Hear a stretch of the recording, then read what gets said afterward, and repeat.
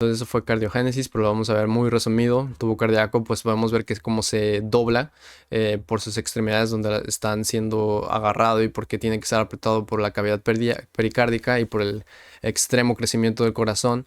Entonces se va a empezar a hacer como esta botella que está toda abollada o doblada, y las almohadillas endocárdicas pues vemos esta cruz, ¿no? Que es el centro del corazón. Si falla algo ahí, si hay un defecto en la porción membranosa del tabique interventricular o de las almohadillas endocárdicas, entonces se va a fallar prácticamente la tabicación del corazón, tanto como la conducción, todo. Entonces esto básicamente le da vida al corazón, y las almohadillas pues siempre se están peleando y hay muchos defectos que pueden estar en este lugar y van a estar cerrando pues este enorme túnel que es el conducto auriculoventricular, el túnel de Dios. Y luego aquí está la arteria pulmonar y la aorta, que siempre están este, implicados en el conducto arterioso, ¿no?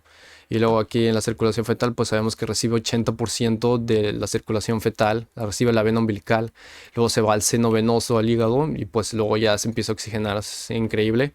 Las venas cavas pues siempre se están duplicando, siempre vemos muchos problemas, por ejemplo, por problemas de lateralidad, etcétera. Las venas cavas siempre puede haber duplicación, puede haber agenesia, son muy cambiantes como los MISICs de Ricky Morty. La comunicación interauricular son defectos de tipo óptimo, o sea, los tabiques, tanto el primer como el segundo tabique pueden tener problemas, pueden agujeros en todo el tiempo. Entonces realmente para que se cierre la comunicación interauricular es como un proceso de estar jugando entre topos a ver cuál se puede cerrar y cuál aparece y cuál no. Y el foramen oval, ¿no? Que eventualmente tiene que desaparecer, ¿no? Como Peter Parker en Endgame. Entonces, primero iniciamos con las células cardíacas progenitoras que tienen que ver con la gastrulación. Provienen de células del epiblasto craneal, o sea, del epiblasto anterior, del epiblasto que migra a través de la línea primitiva. Lo podemos ver aquí en esta esquematización. El Sonic Hedgehog induce a que estas células que vienen del nodo con el factor de crecimiento 8 y el SIC3 luego migran y se van hacia un campo en forma de herradura que es el campo cardiogénico primario. Es importante este lugar. El campo cardiogénico primario, para que se forme, van a tener que estarse expresando diferentes sustancias, en este caso una proteína que es la Bone Morphogenic Protein, la proteína morfogénica de los huesos 2 y 4, se va a estar expresando por todo lo que viene siendo la placa, ¿no? Pero luego van a aparecer inhibidores del WNT, tanto del 3 como 3A como el 8, que van a ser Crescent, y también se menciona Cerberus, que como se mira aquí en esta porción en azul, que es básicamente la porción craneal o anterior de la placa, solo se va a estar expresando en ese lugar e inhibiendo a BUMP. ¿Y esto qué va a hacer? Pues que se va a producir el NKX 2.5 solo en la región de herradura, que va a ser del campo cardiogénico primario, que está en color rojo. Vamos al campo cardiogénico primario. Aquí podemos ver una imagen que pone Langman, que por sí ya se puede ver cómo está explicando que en las regiones exteriores van a estar expresadas la porción de la aurícula, luego más hacia medial va a estar el ventrículo izquierdo, luego el ventrículo derecho, luego el cono y luego el tronco, que el cono y el tronco componen al tracto de salida, ¿no? Tienen que ver con alteraciones del tracto de salida. También va a estar implicado la tetralogía de Fallot, defectos en la tabicación troncoconal, etcétera. Y aquí podemos ver en un corte tipo frontal, podemos ver aquí, esto sería la zona de herradura, pero nada más se miran dos aquí islotes como de células sanguíneas por vasculogénesis, que es el campo cardiogénico primario, solo que no se mira como una herradura en esta imagen porque es un corte frontal, solo se miran como si fueran dos tubos que eventualmente se van a unir.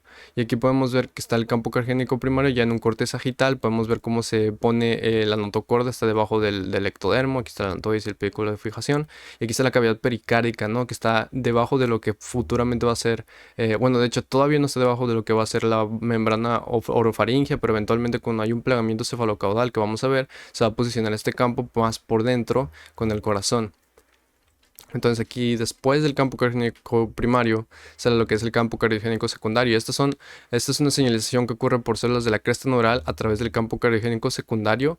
Básicamente va a señalizar hacia el corazón, que es esta asa cardíaca que ya se puede ver aquí. Tiene dos polos, un polo venoso donde recibe la sangre que va a venir eventualmente de la vena umbilical, y un tracto de salida que va a llevar la sangre del corazón que salga hacia la aorta dorsal, y luego de la aorta dorsal va a salir a las arterias umbilicales para que salga del embrión, ¿no? Entonces, en cuanto a la lateralidad, nos quedamos aquí en el campo cardiogénico primario. Va a estar implicado la serotonina, que hace que el gen nodal exprese el lefty, y luego PIT X2 y luego el lefty 1 para que se exprese en esta región, ¿no? Pero básicamente la serotonina va a estar limitada en el campo izquierdo, mientras que en el campo derecho es donde se va a estar expresando el lefty bund y toda la señalización de la lateralidad como tal. PIT-X2 es el maestro de la lateralidad. Este es un factor de transcripción, se conoce como el Paired-like Homeodomain Transcription Factor 2. En realidad el nombre se refiere a un homeodominio de la pituitaria que está implicado en la lateralidad, y también te explica la relación es que hay un síndrome de Rieger, llamado de Rieger, o su nombre completo es Axenfeld-Rieger, que es dominante. Tiene que ver con disgenesia anterior ocular, alteración de la hipófisis, de ahí de que este gen se llama pituitary homeodomain y su relación con el síndrome de Rieger.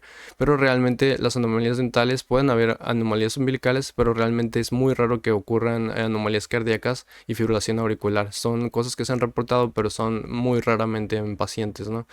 Y los inhibidores de la recaptación de serotonina, como los ISRS, lo que van a hacer es que se acumulen la serotonina regularmente en las sinapsis neuronales, pero en el caso del embrión se va a acumular serotonina pues, en la placa, ocasionando defectos en la lateralidad, porque la serotonina está limitada al lado izquierdo del embrión. Y además la expresión de MAT3 restringe el gen nodal solo hacia la izquierda. ¿Cómo se le dice a un corazón que apunta hacia la derecha? Bueno, regularmente cuando nos muestran esta placa, esta radiografía, ¿no? Podemos ver que el corazón, pues tal vez se mira normal, ¿no? Pero la verdad es que el corazón, pues está viendo con su ápice hacia el lado derecho, que es lo anormal. Esto se le conoce como dextrocardia. La gastrulación, el plegamiento cardíaco son los que están implicados en la lateralidad. Puede o no estar en el situs inversus, que es una inversión completa de todos los órganos. Y el factor tiene que ver con el factor de transcripción de homeodominio, el PIT-X2, o tanto también con la serotonina, y está pues relacionado con el síndrome de Rieger, así como también puede estar implicado con la heterotaxia. Ahorita vamos a ver que la heterotaxia también tiene derechos, es decir, también puede tener dextrocardia, pero también pueden tener defectos interventriculares y interauriculares, o sea, una comunicación entre los ventrículos o comunicación entre aurículas por defectos de la tabicación, o puede haber también una doble salida ventricular derecha, en el cual la aorta y la arteria pulmonar pueden salir del ventrículo derecho, o sea, los dos grandes vasos que salen del corazón, que son arterias, la aorta y la arteria pulmonar, van a salir solo del ventrículo derecho, lo cual es anómalo, y puede ocurrir también en transposición de grandes vasos y una estenosis pulmonar que está muy relacionada con la tetralogía de Fallot, ¿no? En la tetralogía de Fallot ocurre lo que es la estenosis del infundíbulo pulmonar. Y la transposición de grandes vasos es el intercambio entre la posición entre la aorta y la arteria pulmonar, que vamos a ver más adelante. Para que se genere el tubo cardíaco, pues el campo cardiogénico secundario se tiene que fusionar transversalmente, ¿no? Y una vez se fusiona, hay una gelatina que se conoce como la gelatina cardíaca alrededor, que va a contribuir a la generación de las almohadillas auriculoventriculares y la tabicación auriculoventricular. Y también alrededor va a estar el mesodermo esplácnico visceral, que es el que contribuye a la cavidad pericárdica, ¿no? Eventualmente esa cavidad pericárdica no va a ser suficiente para el gran crecimiento del tubo cardíaco, que va a hacer que se pliegue en una saca cardíaca, y el mismo flujo sanguíneo que viene del conducto venoso y sale por el tronco arterial hacia la aorta dorsal va a ocasionar este plegamiento por sí mismo y la génesis de la tabicación. Y el tubo cardíaco pues va a ser ventral al intestino primitivo anterior, que va a ser el futuro esófago, y esto tiene relevancia porque van a haber manifestaciones anómalas en las cuales pueden haber anillos vasculares o ciertas venas y vasos que salen del corazón que pueden comprimir el esófago o la tráquea, causando problemas de deglución y respiración en el paciente. Ahora, aquí podemos ver cómo el tubo cardíaco en un corte sagital a los 18, 20, 21 y 22 días está haciendo ese plegamiento cefalocaudal, que de hecho también el plegamiento es transversal, que no se mira como tal, pero vemos aquí cómo está la membrana orofaringea, ¿no? Que primero estaba como más posterior a lo que vendría siendo el corazón, mientras el corazón está más anterior, y cuando se pliega se sitúa justo por debajo de la membrana orofaringea. Por detrás va a estar más posterior el intestino primitivo anterior, que luego va a constituir al esófago, que va a estar posterior al estómago, y se está formando la cavidad vitelina por debajo de la membrana cloacal, y solo va a estar este tubo cardíaco, ¿no? Que luego eventualmente dentro de la cavidad pericárdica va a empezar a crecer tanto que se va a empezar a plegar en una asa cardíaca. Aquí vemos un corte frontal a los 17, 18 y 22 días de cuando se están en la etapa, a los 22 días en la etapa de 8 somitas. Podemos ver cómo la progresividad por detrás van a estar saliendo islotes sanguíneos por vasculogénesis y por angiogénesis, y por detrás, incluso detrás del intestino primitivo anterior, va a estar quedando lo que van a ser los primordios de las aortas dorsales, y más por anterior del intestino va a estar las células miocárdicas, ¿no? Los islotes miocárdicos que van a generar al tubo endocárdico. y luego eventualmente se van a fusionar por el plegamiento cefalocaudal y transversal en un tubo cardíaco rodeado de gelatina cardíaca, rodeado de miocardio y rodeado más bien por dentro de una cavidad pericárdica que fue formada por el mesodermo de la placa lateral, ¿no? Y además se menciona que está este mesocardio dorsal, que es importante porque este va a contribuir que una vez invada al corazón, el tubo cardíaco como tal, este mesocardio dorsal lo va a invadir, va a utilizar algo que es la protuberancia mesenquimatosa dorsal para ayudar a su tabicación, ¿no? Y también para la génesis de las venas pulmonares. El asa cardíaca, bueno, el asa cardíaca, como dijimos, se empieza a formar este plegamiento por el gran crecimiento del corazón en la cavidad pericárdica, se empieza a plegar, tiene 4 porciones, la más caudal es la aurícula, de hecho, y la más cefálica es el tracto de salida, que está compuesto por el bulbo arterial, el cono y las raíces aórticas. Entonces, el bulbo arterial es este que está de color verde, y luego está el ventrículo en medio de todo este sistema, ¿no? Lo que sucede es que, bueno, en un corazón adulto, la aurícula tiene que estar en una porción más cefálica, más arriba en el corazón. Lo que sucede es que la aurícula se va a plegar dorsal y cefálicamente, y se va a plegar hacia la izquierda. De hecho, esta aurícula primitiva va a constituir a la aurícula izquierda, se va a ir cefálicamente y hacia la izquierda y claramente dorsal, y entonces ya va a quedar posicionado adecuadamente la aurícula en una posición más superior, mientras que lo que sucede con las raíces aórticas y el bulbo arterial es que se va a plegar hacia caudal, ventral y hacia la derecha, básicamente en el giro opuesto, para poder posicionarse adecuadamente, ¿no? Y va a estar esta cosa que es el surco bulboventricular, que es básicamente la unión entre el bulbo arterial y el ventrículo primitivo. Entonces la asa cardíaca va a estar implicado en defectos de dextrocardia y heterotaxia porque tiene que ver con la lateralidad del corazón. Malformaciones cardíacas, ¿ok? Primero tenemos que ver lo que es el seno venoso. Sabemos que hay una vena umbilical, y aquí tenemos las venas vitelinas. Las venas vitelinas que van a contribuir al saco vitelino y van a contribuir más que nada para el sistema gastrointestinal. Van a estar más medial por lo mismo, porque el sistema gastrointestinal, el intestino, el duodeno está más medial. Entonces las venas vitelinas están más mediales, y las venas umbilicales provenientes del corion, ya más exterior, ¿no? Estas van a estar más exteriores, ¿no? Más laterales. Y luego aquí también se mencionan, aquí están lo que es a partir de una vena cardinal común. Ok, se constituye un sistema que es el sistema venoso cardinal, de donde sale una vena cardinal común que luego se conecta con una vena cardinal que se divide en posterior hacia los extremos caudales, y una vena cardinal anterior que es más cefálico. La vena cardinal anterior va a contribuir a la cabeza y las extremidades superiores, y la vena cardinal posterior va a contribuir a las extremidades inferiores, renal, pelvis, etc. Y aquí ya podemos ver cómo eventualmente por el flujo sanguíneo lo que ocurre es que el asta derecha del seno venoso, que surge de estas mismas venas cardinales y la vena umbilical y vitelinas, el asta del seno derecho, asta derecha del seno venoso, que va a culminar en la aurícula derecha a los 35 días, se va a empezar a dilatar por esta misma sobrecarga de flujo sanguíneo, y va a culminar en la aurícula derecha. Eso sería lo común.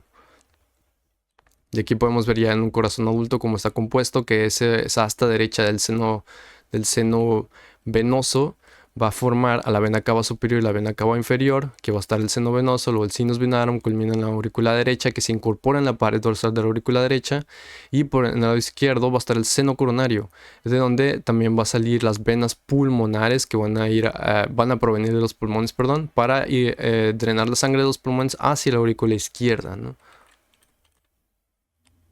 Ok, ocurre algo que es el retorno venoso pulmonar anómalo. Lo que ocurre es que, bueno, las venas pulmonares, como se mira aquí, estas provienen en realidad de algo que se conoce como la protuberancia mesenquimatosa dorsal, que en realidad es proveniente del mesocardio dorsal. O sea, el mesocardio dorsal lo que ocurre es que invagina adentro, invade la aurícula izquierda, y esto lo que hace es que forma el sistema de las venas pulmonares, que luego se hacen 4. Pero ¿qué pasa si esas venas, en lugar de terminar en la aurícula izquierda, se unen en la aurícula derecha? Esto ocurre en el 20% de pacientes, y si se va aún más a la derecha puede unirse a la vena cava superior, terminando las venas pulmonares justo en la vena cava superior, o incluso terminando en el tronco brachiocefálico en 50% de pacientes. Y en la heterotaxia es muy común que, como es un defecto de la estructura de la línea media, suceda este problema del retorno venoso pulmonar anómalo. Bueno, hay teratógenos que se mencionan, en este caso la rubela sarampión. bueno, rubiola, pero por lo regular también está incluido. La rubiola más que nada, la talidomida, que es un fármaco que se daba a mujeres en los 60, hasta que se reportó sus efectos adversos farmacológicos. Se daba para las mujeres con náuseas matutinas, pero eventualmente se descubrió que es teratógeno. Actualmente se puede dar para eritema nodoso leproso y para mieloma múltiple, entre otras circunstancias aprobadas por la FDA por alguna razón, independientemente. Pero si se da, es teratógeno. Entonces, ¿cómo te explica rápidamente? Podemos ver aquí, la rubiola causa daño endotelial, apoptosis y daño o compromiso del soporte vascular directamente. Eso es lo que hace la rubiola como virus. El fármaco de talidomida puede causar ductos arteriosos persistentes, estenosis de la válvula pulmonar, defectos del tabique tanto auricular como ventricular, o sea, hay comunicación interauricular o comunicación interventricular. La vitamina A, en muy específico un fármaco que se llama isotretinoína, que lo dijimos para el acné quístico severo. El ácido retinoico se utiliza para las células de la cresta neural, pero también se utiliza para la génesis del seno venoso y las aurículas. El alcohol es una neurotoxina y una petotoxina porque cuando se metaboliza por la aldehído deshidrogenasa se convierte en aldehído y este es un producto muy oncogénico y teratógeno. Y en sí la glucosa sanguínea, o sea, las altas cantidades de glucosa causan algo que se llama glicosilación no enzimática, también llamado efecto Maillard, que básicamente es como las carnes cuando son caramelizadas con barbecue y ese tipo de estilo. Bueno, imaginado en un efecto de tipo microsómico en el feto, pues esto es lo que va a ocasionar, ¿no? Pero a nivel del feto, y va a disminuir por glucosilación no enzimática la expresión de la proteína morfogénica de Huesos 4 y es que son el MCX1 y el PAX3. ¿Qué tanto alcohol es seguro para la madre embarazada? Según la FDA no hay dosis segura por el consumo de alcohol durante el embarazo o la lactancia. Son estudios que se pueden tomar dosis muy pequeñas, ¿no? Que dudable, ¿no? Debatible. Y bueno, el corazón tiene función de marcapasos natural desde los 21 días empieza a latir el corazón. Hay ciertas células miocárdicas que tienen función de marcapasos que empiezan desde los 21 días y ya tienen su función de latir, ¿no? Entonces las células están latiendo, pero realmente están latiendo sin alguna función alguna, no están bombeando sangre. El nodo sinoauricular sale de la vena cava superior y el TBX3 tiene la función de inhibir la diferenciación de los miocitos, de formación de miocitos ventriculares. Por lo regular se van a diferenciar, ¿no? En miocitos ventriculares, pero lo que hace el TBX3 es que dice, no, tú no te vas a hacer un miocito ventricular, tú vas a hacer un miocito con función de automatización y de poder contraerte. El haz de His, que lo se divide en dos ramas, va a través del tabique interventricular. Eso sí es importante, porque por ejemplo en patologías o fisiopatología cardíaca, por ejemplo infartos transmurales, infartos del tabique interventricular, si hay una descomunicación del conducto auriculoventricular, resulta que las aurículas pueden tener la función de contraerse, pero si falla el nodo sinoauricular, el nodo auriculoventricular tiene el papel de retomar su función como marcapasos y de darle contracciones a los ventrículos, siendo así que la verdad es que las ramas de Purkinje están rodeando todo el corazón si lo vemos de una forma tridimensional. Compañeros de clase o compañeros de cardio. Bueno, hay dos cosas que empiezan con CC y esto son las células de la cresta neural y las células del campo cardiogénico secundario. En sí, las células de la cresta neural tienen que ver con inducir a que las células de la cresta, a que se diferencien las células del campo cardiogénico secundario. Y las células del campo cardiogénico secundario tienen que ver con la generación de las almohadillas endocárdicas porque migran al endocardio y tabican el conducto auriculoventricular, ese conducto enorme que regularmente no tiene una división entre las aurículas y los ventrículos, es básicamente un túnel, tiene que tabicarse en algún momento y en eso está implicado las almohadillas endocárdicas que proceden del campo cardiogénico secundario, pero este sobre las células de la cresta neural que tienen que ver también con la formación del tracto de salida y provienen de la cresta neural, ¿no? Y tienen el papel de la tabicación. Entonces, tanto el ácido retinoico como una deficiencia del folato que no se menciona, pero tiene que ver con defectos del tubo neural y por tanto de las células de la cresta neural, van a implicarse en defectos de la tabicación. Principios de la tabicación. Bueno, hay en sí dos formas, de las cuales, o tres, varias formas, pero menciona Lachman que básicamente puede ocurrir algo que es que las masas, ¿no? De las masas ventriculares que se están formando, solo empiezan a crecer, se empiezan a plegar y empiezan a crear estas protuberancias, ¿no? Esto es como ocurre en los tabiques auriculares y ventriculares, porque como son cavidades muy grandes, es muy difícil que una almohadilla realmente pueda tabicar eso de esta forma. Entonces, básicamente lo que ocurre es que el corazón se empieza a plegar sobre sí solo y esto empieza a generar pues estas protuberancias, ¿no? Que eventualmente se van a cerrar, ¿no? Y por ejemplo en las crestas del tronco arterial, que es el tracto de salida, donde van a salir, pues ya empiezan a salir crestas, ¿no? Que son estas protuberancias de matriz extracelular que podemos ver aquí. En la matriz extracelular provenía también más que nada la matriz extracelular de la gelatina cardíaca, ¿no? Cuando esta matriz extracelular empieza a crecer y se empieza a depositar en las almohadillas endocárdicas, pues vemos que eventualmente se van a juntar, ¿no? Y esto va a generar las tabicaciones, por ejemplo, de los tractos de salida.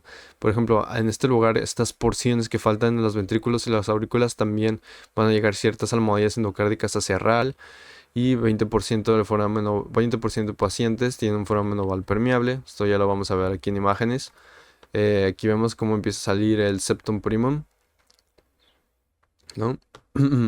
Vemos aquí en esta imagen lateral, todo esto es el septum primum. En esta imagen se mira como si fuera solo esta porción, pero básicamente es porque es un corte frontal.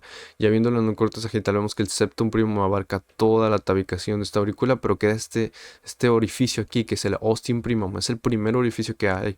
Luego eventualmente hay una zona de apoptosis más arriba del septum primum, que salen como unas 3 obliteraciones en esta imagen, por ejemplo, y eso va a generar lo que viene siendo el ostium secundum, o sea que el tabique primario, o sea, el septum primum de la aurícula, tiene dos hoyos, pero primero tiene un primer hoyo y luego tiene un segundo hoyo. O sea, tiene un ostium primum y luego tiene un ostium secundum. Y todo esto es un foramen interventricular porque todavía no se ha cerrado. Pero ya empiezan a salir almohadillas endocárdicas tanto dorsal como ventral, como aquí vemos derecha e izquierda. O sea, este es el conducto auriculoventricular. Es un conducto primitivo porque es eventualmente cuando se cierra ya va a dividir las cavidades auriculares de las ventriculares. Por eso dice que es este foramen interventricular porque todavía no se ha cerrado tampoco por debajo, ¿no? Es importante verlo. Luego aquí ya vemos que el ostium empieza a salir. Tenemos el ostium primum. eh,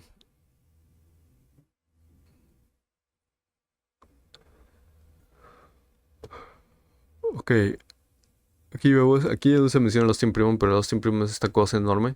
De aquí vemos como el septum primum, esta cosa enorme, ¿no? Es este pilar de rojo, sigue siendo lo de rojo.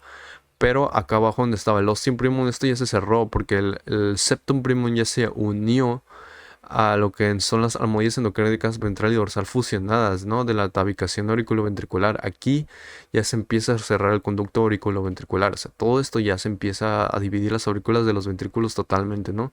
Y aquí estamos dividiendo ya aurícula izquierda, aurícula derecha. Pero lo que persiste es el ostium secundum. Y empieza a salir el septum secundum. Es una luna que aparece en la porción anterior, ¿no? de la cavidad auricular.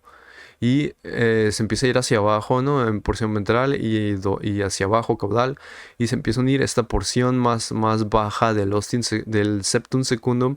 Se empieza a unir, ¿no? Aquí a las almohadillas endocárdicas también. Y aquí todavía sigue el foramen interventricular. Es esta comunicación entre los ventrículos. Así, eventualmente se tiene que generar una tabicación ahí. Aquí vemos ya en el septum primum, como sigue el ostium secundum, pero aquí está saliendo el septum secundum que tiene un agujero enorme, tiene una porción de abajo del septum secundum, tiene un agujero enorme, ¿no? Que podemos ver aquí. Aquí está esta porción baja y esta porción alta. Aunque crezca, tiene este agujero enorme que es el foramen oval, pero eventualmente este foramen oval se tiene que cerrar porque regularmente en el corazón adulto, las aurículas izquierda y derecha no tienen comunicación entre sí y el ventrículo izquierdo y derecha no tienen comunicación entre sí. Si tuviera una comunicación hubiera un cortocircuito de izquierda a derecha o viceversa, ¿no? ¿Quién sabe? Pero yo diría de izquierda a derecha, ¿no? Entonces regularmente tanto las aurículas como los ventrículos tienen que separarse totalmente por una pared. Y aquí vemos que la aurícula no está separada, tiene un enorme foramen que es el foramen oval, un enorme agujero, es el foramen oval. Y lo que sucede es que el tabique, el primario, el septum primum, esa porción que queda del septum primum que está unida y que queda remanente, la porción superior se empieza a obliterar, pero la remanente, que está enorme, va a servir de válvula para el foramen oval. Eventualmente esta válvula se va a juntar con el septum secundum y va a cerrar el foramen oval, obliterándolo y generando una tabicación completa, ¿no? Lo que sucede es que en 20% de personas esta aposición de la válvula del foramen oval en el foramen oval para que se oblitere no sucede en 20% de personas. Entonces 20% de recién nacidos van a tener esa persistencia del foramen oval. Y aquí ya vemos cómo se empieza a formar el tabique interventricular, la porción muscular. Se dice porción muscular porque, como vemos, todavía no está cerrado completamente, pero vemos que por ese proceso de crecimiento de masas de la protuberancia ya se empieza a generar esa tabique interventricular. Y luego vemos como las almohadillas endocárdicas, ¿no? Que había una dorsal ventral izquierda-derecha, pero sobre todo la dorsal ventral, del que están aquí dividiendo el conducto auriculoventricular primitivo, ya empiezan a formar una porción membranosa del tabique interventricular. Entonces el tabique interventricular está formado por una porción muscular que crece por crecimiento de masas y por una porción de unión con las almohadillas endocárdicas dorsal ventral del conducto auriculoventricular primitivo. Y aquí vemos cómo se empieza a formar el septum secundum, como está aquí, y vemos esta porción en rojo que está totalmente unida con el septum secundum y es la válvula del foramen oval. O sea, básicamente ya se está obliterando el foramen oval y ya está generando una tabicación completa de las aurículas. Y aquí vemos la vena cava superior y la vena cava inferior. Y aquí se empieza a mencionar que sale una válvula de la vena cava inferior, ¿no? Recordando aquí que va a aparecer el sino auricular por aquí, ¿no? Y aquí está la válvula también del seno coronal. La aurícula pulmonar se refiere a que estamos hablando de la aurícula izquierda. La aurícula izquierda recibe las venas pulmonares. Por eso lo denominé como la aurícula pulmonar. Pero es básicamente la aurícula izquierda. Lo que sucede es que, incluido en algo que se llama la protuberancia mesenquimatosa dorsal, esta proviene de algo que mencionamos anteriormente. Cuando se está formando el tubo endocárdico, hay una porción que se llama, es el mesocardio dorsal. Eso empieza a invadir el tubo el asa cardíaca y forma esta protuberancia mesenquimatosa dorsal. Lo que sucede es que, incorporado en la protuberancia mesenquimatosa dorsal, viene la vena pulmonar. La vena pulmonar es una sola, o sea, viene incluida en esta protuberancia mesenquimatosa dorsal y eventualmente va a tener 4 evaginaciones venosas, que son estas de aquí, y van a formar las venas pulmonares. Entonces, antes se creía que las venas pulmonares era una evaginación directa de la aurícula izquierda. La aurícula izquierda básicamente salían 4 venas pulmonares, ¿no? O una y luego se partían en 4. Pero no, lo que sucede es que esta protuberancia mesenquimatosa dorsal, que es como un cuerpo externo que venía del mesocardio dorsal, va a invadir la aurícula izquierda y luego se va a dividir en 4. Entonces, esto tiene sentido porque esto explica por qué hay defectos en que las venas pulmonares pueden tener un origen anómalo, en el cual, en lugar de ponerse en la aurícula izquierda, se anastomosan, se conectan con la aurícula derecha, incluso con la vena cava superior o con la vena brachiocefálica. Y una porción, importante decir que una porción de la protuberancia mesenquimatosa dorsal se va a unir al tabique, el septum primum se menciona aquí, ¿no? Entonces el septum primum, que es el primer tabique, se va a unir con la protuberancia, esta porción remanente de la protuberancia mesenquimatosa dorsal, y luego eso posteriormente va a contribuir a unirse con las almohadillas ventral y dorsal del conducto auriculoventricular primitivo que están aquí, y esto ya va a generar que se cierre por completo, ¿no? Esto que era el ostium primum se va a cerrar por completo y entonces va a haber una tabicación completa. Aunque eventualmente va a salir lo del ostium secundum y todo ese proceso, ¿no? Esto yo lo contribuiría a cambios en la presión sanguínea, por eso se empiezan a crear esos orificios, pero eventualmente no importa porque el corazón, la tabicación de la aurícula va a ser completa, ¿no? O como debería, porque en 20% de personas va a haber un foramen oval permeable. Ya podemos ver en un corte sagital cómo está este mesocardio dorsal, donde va a salir la protuberancia mesenquimatosa dorsal. Como vemos, está en estrecha relación con el tubo endocárdico, el tubo cardíaco, y eso va a contribuir a generar la protuberancia mesenquimatosa dorsal, luego las venas pulmonares, etcétera. Luego la formación de la tabicación auricular, que se va a unir con las almohadillas endocárdica dorsal ventral del conducto auriculoventricular primitivo, ¿no? Y aquí ya vemos en el adulto como esta porción en rojo es la porción lisa de la pared dorsal de la aurícula izquierda, de donde va a estar incluidas las venas pulmonares. Entonces las venas pulmonares van a contribuir a esa porción lisa de la pared de la aurícula izquierda, y luego la vena cava, en este caso vena cava superior que se mira aquí, esa porción lisa va a contribuir con su porción llamada el sinus venarum, y la cresta, el sinus venarum va a contribuir a formar la porción lisa de la pared dorsal, pero de la aurícula derecha. O sea, cada aurícula tiene una porción dorsal con músculo liso que proviene de una vena, realmente. Y esta cresta terminal que se menciona es básicamente la división entre la vena cava superior o el sinus venarum, esa porción lisa, y el músculo cardíaco, que es músculo cardíaco como tal. Entonces, si lo podremos decir, el músculo cardíaco es como un músculo rígido, ¿no? Y el de la vena es un músculo liso más flexible. Entonces, esa división que ocurre es la cresta terminal, ¿no? O sea, adiposición. Entonces aquí vemos las aurículas finales, la misma imagen, porciones lisas de las paredes dorsales de las aurículas, y aquí vemos que mucho antes de esta formación, aquí venían las venas pulmonares solo en esta región, que estaba incluida en la protuberancia mesenquimatosa dorsal, y aquí vemos cómo está el septo espurio. El septo espurio va a estar por encima de este orificio sinoauricular que tiene que ver con la inclusión de la vena cava, ¿no? Aquí está. Tabicación auriculoventricular, ok. Sobre la tabicación auriculoventricular, esto ya está hablando de la tabicación del conducto, es enorme auriculoventricular. El conducto auriculoventricular es el centro del corazón, ¿no? Tiene que eventualmente cerrarse. Se cierra porque aquí viéndolo, hay una almohadilla endocárdica superior, una almohadilla endocárdica inferior, y esto va a ayudar a que cuando estos se plieguen y se junten, las dos almohadillas, va a dividir el conducto auriculoventricular en uno izquierdo y en uno derecho, ¿no? Y aquí hay almohadillas laterales, ¿no? En ambos lados, lateral derecha, lateral izquierda. Bueno, eventualmente se va a dividir en dos conductos auriculoventriculares. Ya por fin vamos a tener un conducto auriculoventricular derecho y un conducto auriculoventricular izquierdo. ¿Cómo se forman las válvulas auriculoventriculares? Una vez ya está la tabicación de la auriculoventricular, y en los ventrículos, ¿no? Tiene que salir músculos papilares, básicamente van a salir trabéculas del miocardio, se empiezan a formar trabéculas, podríamos decir así, porque las presiones, empieza a erosionar el músculo del corazón, la sangre, se empiezan a plegar, ¿no? Y se empiezan a formar trabéculas en el miocardio, y hay tejido mesenquimatoso en estos lugares. Eventualmente van a empezar como a erosionarse unas porciones de las trabéculas, y van a quedar solo cordones musculares entre esa porción de tejido mesenquimatoso denso y la porción más caudal del miocardio, y va a quedar pues las válvulas auriculoventriculares por encima, ¿no? Conectadas por cuerdas tendinosas a músculos papilares que están unidos directamente al miocardio. Y importante decir que en el lado izquierdo pues va a salir la válvula bicúspide o mitral, y del lado derecho va a ser la tricúspide, la de 3. Se conoce algo que es la mutación cromosómica en el gen 5q35, tiene que ver con el NKX2.5, es este factor que se tiene que expresar, ¿no? Sobre la herradura, que es el campo cardiogénico primario que vimos al inicio. Tiene que ver, esta mutación cromosómica también va a tener efectos en la comunicación interauricular por defectos de tipo ostium secundum, que vimos ya cómo se estaba formando el ostium secundum.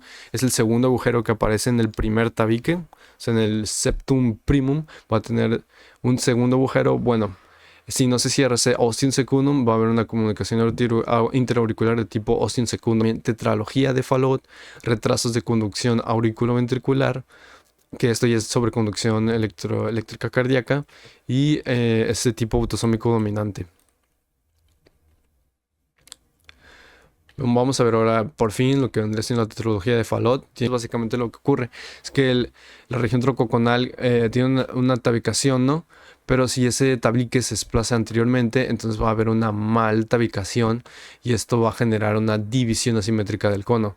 Y va a tener también otra cosa, son 4 características de la tetralogía de Fallot muy conocidas, que es la estenosis del infundíbulo pulmonar. O sea, tiene que ver como que la aorta se empieza a posicionar sobre sí misma, como hacer una doblez extraña. Y en 9.6 de 10.000 pacientes recién nacidos, se va a presentar, y es muy común en personas con síndrome de Alagille. Aquí ya vemos esta mnemotecnia, es el corazón en forma de bota, Este cabalgamiento de la aorta lo podemos ver por este tipo que está como sobre la aorta, ¿no? Lo que sucede es que la aorta tiene estas como pliegues, ¿no? Sobre sí mismo, a eso se refiere. Y también va a haber un desplazamiento de la aorta hacia el tabique interventricular.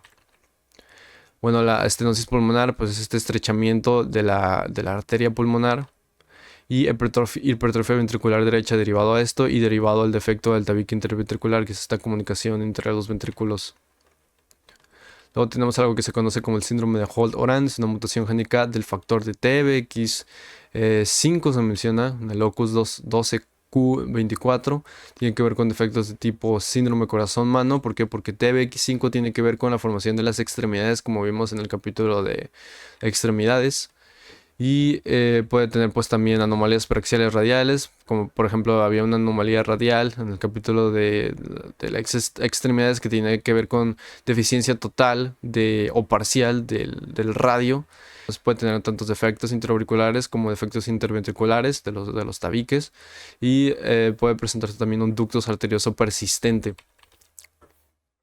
El Holt-Oram, que lo podemos ver, tiene estas tres características, pero específicamente cardíacos: el tabique auricular o el tabique ventricular, o sea, defectos en comunicación interauricular o de comunicación interventricular, defectos en conducción también, que va a provocar bradicardia o fibrilación, defectos en el radio, deficiencia parcial o completa, tiene que ver con las extremidades por el factor, el factor TBX5, y en el pulgar aplasia, hipoplasia o trifalanges por lo mismo, ¿no?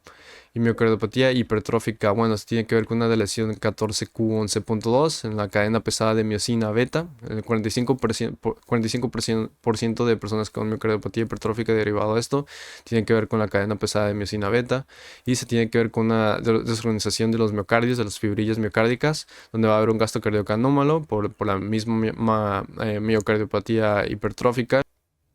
Aquí vemos, es un corazón normal y bueno, esta es la cardiomiopatía o miocardiopatía hipertrófica, ¿no? Pues básicamente se reduce el tamaño de los ventrículos, en el caso al izquierdo, como se puede mirar aquí, por esto mismo. En este caso es por una mutación genética, ¿no?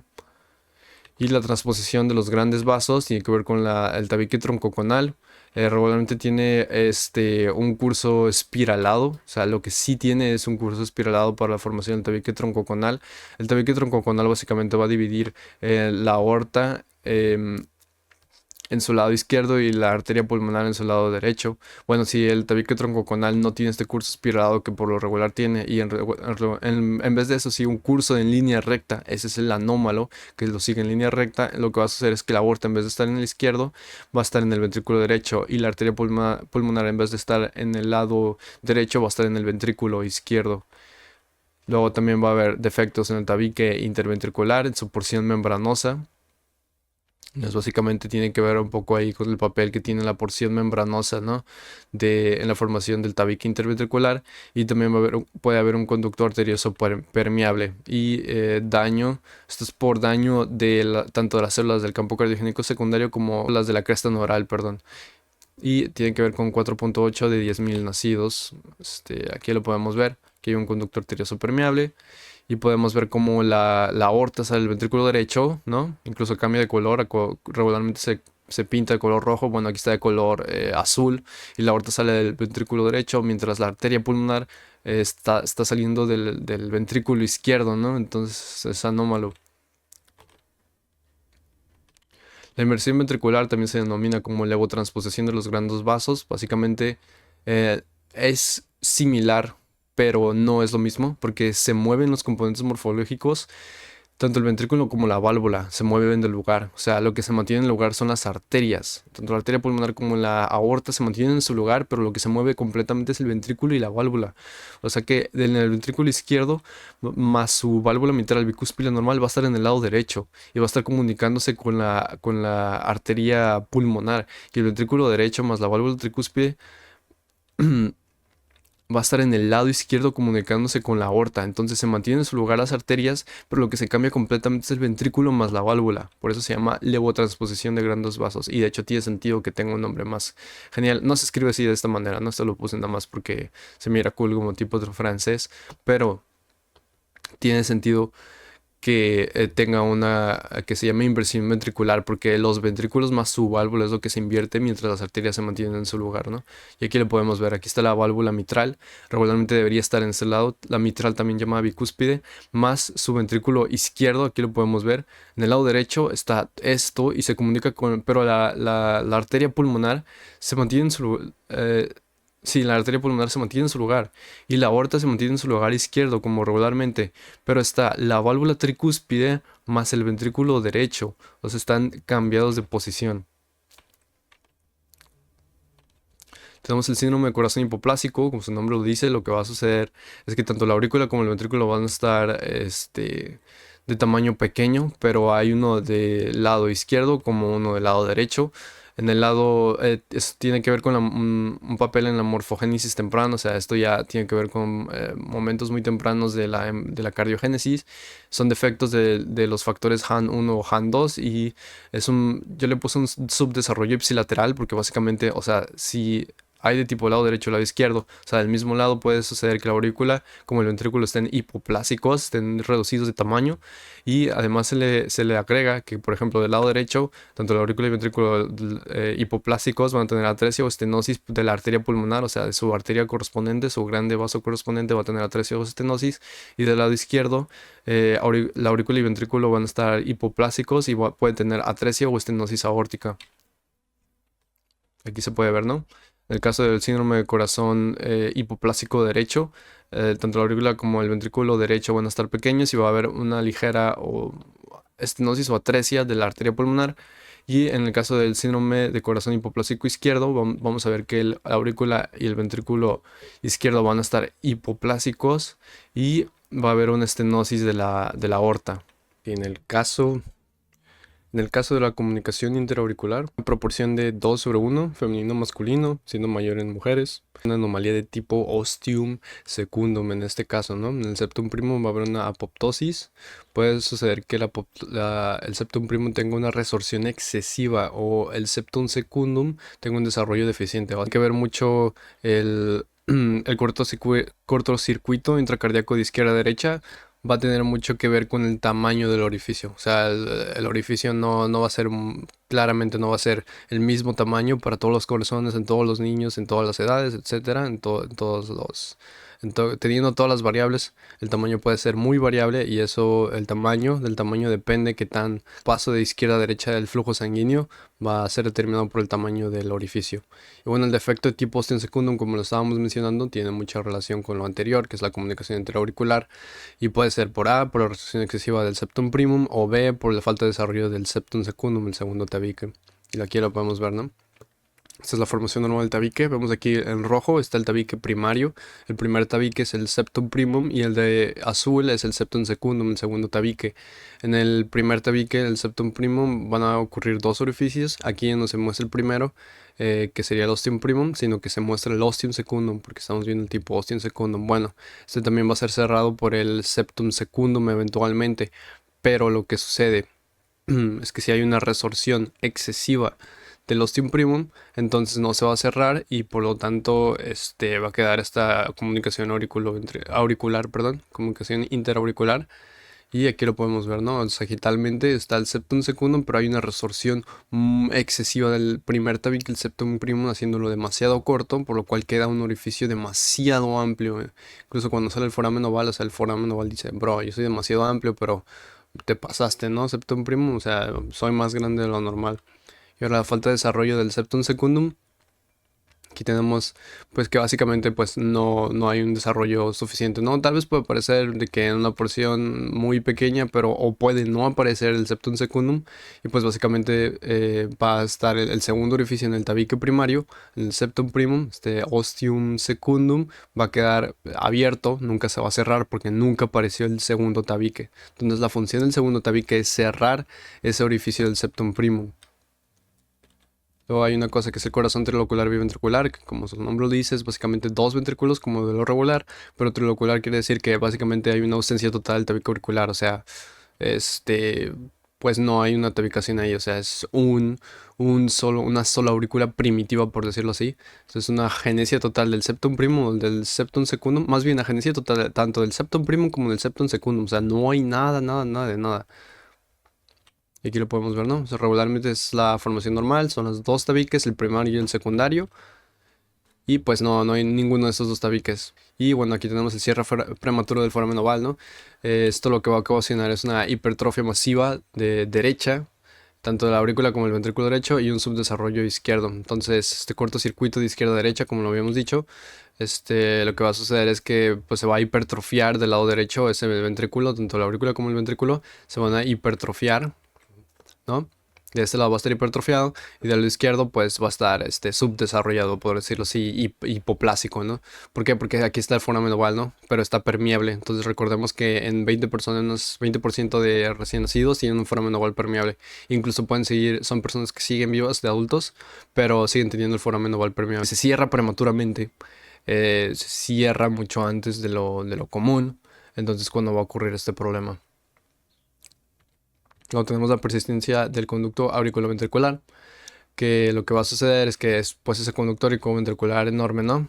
Utilizando la imagen anterior, aquí debería estar el conducto auriculoventricular, pero aquí ya está dividido por el tabique interventricular o el tabique septal, el tabique interauricular, todas las válvulas, etcétera. Bueno, la persistencia del conducto auriculoventricular tiene que ver con falla de fusión de las almohadillas auriculoventriculares, tanto la dorsal como la ventral, como los laterales, izquierda, derecha. O sea, son las que forman la cruz ahí en el centro del corazón, más un defecto del tabique cardíaco, o sea, tanto el componente auricular como el componente ventricular. Recordemos que ese tabique, esa tabicación del conducto auriculoventricular está apoyado por absolutamente tanto porciones auriculares como ventriculares. En el caso de la ventricular, la porción membranosa.